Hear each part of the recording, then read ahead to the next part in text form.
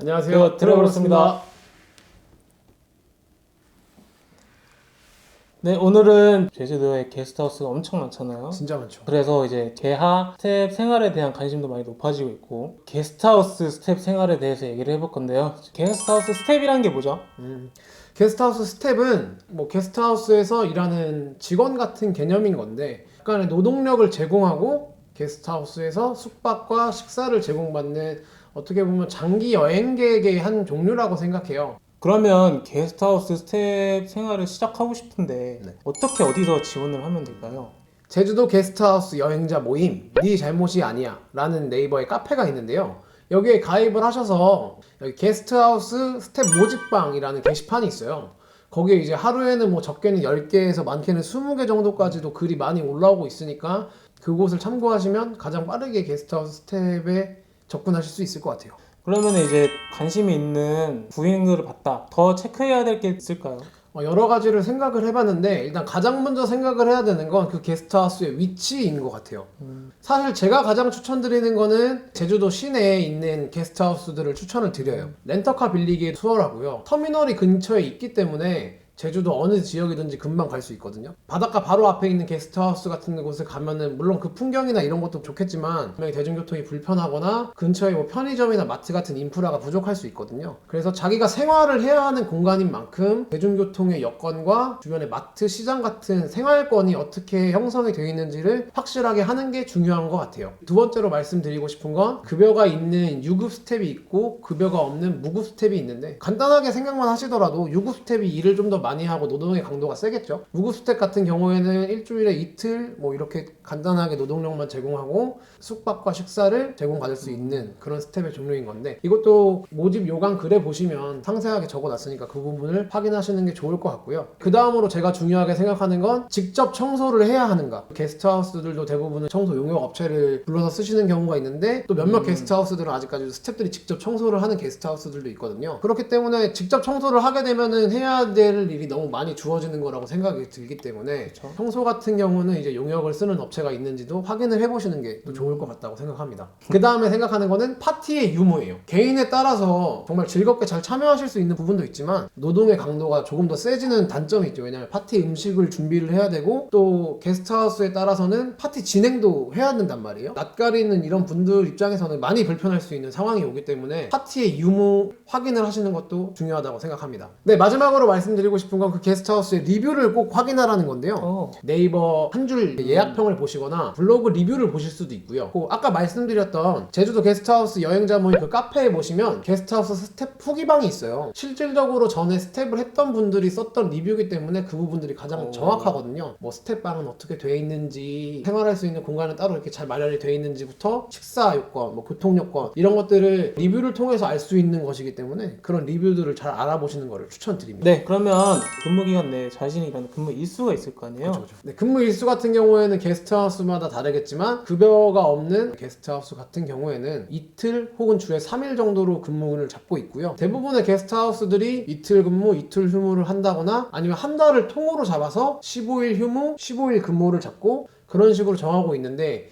정말 게스트하우스 별로 다르고 또 받아야 되는 급여별로 제공해야 되는 노동력이 또 다르잖아요. 모집 요강 확인하실 때 보면은 그 근무 일수와 시간에 대해서도 정확하게 적혀져 있으니까 그 부분을 확인하시는 게 좋을 것 같아요. 네, 그러면은 무슨 일을 하는지 자세히 알려주실 수 있나요? 제가 일했던 그린데이 게스트하우스를 기준으로 말씀을 드리면 7시가 조식 시간이어가지고 스텝은 6시 50분쯤 일어나서 이제 미리 조식을 세팅을 하고요. 게스트분들이 조식을 드시고 나면은 퇴실 안내를 도와드리고 게스트분들이 묵었던 침구류들을 빨래를 시작하고 이불을 빨래한 뒤에는 다시 이불 세팅까지 마치고 나면은 4시에 다시 새로운 게스트들을 맞이하는 체크인을 하고요. 저희는 밤 11시가 소등 시간이기 때문에 10시 반에 분리수거를 했고요. 11시가 되면 소등이 된 다음에 이제 그날 하루에 게스트하우스 스텝 일과는 끝이 납니다. 아침 7시부터 밤 11시까지 하는 근무를 주 2회 하는 식으로 했었고요. 그러면 이제 뭐 스텝의 장점 몇 가지만 꼽아보자면 일단 가장 큰 게 금전적인 거를 확실히 줄일 수가 있잖아요. 본인이 제주도에 체류하는 기간 동안 숙박비가 안 들어버리니까 그런 비용적인 측면에서 아낄 수 있다는 건 굉장히 장점이거든요. 제가 3개월 동안 있었는데 이거를 비용으로 계산을 해보면 그냥 4인 도미토리 2만 원으로 단순 계산을 했을 때 한 달이면 60만 원이잖아요. 세 달이면 180만 원인 거거든요. 그 비용을 줄일 수 있다는 건 진짜 굉장한 메리트가 있는 부분이라고 생각을 합니다. 저는 두 번째로 좋았던 게 이제 같이 일하는 스태프들과 친해져가지고 같이 여행 다닐 수 있는 여행 메이트들이 생긴다는 거거든요. 진짜 제가 내려가고 그 다음날 바로 그 스태프분들이랑 같이 스노클링을 갔었거든요.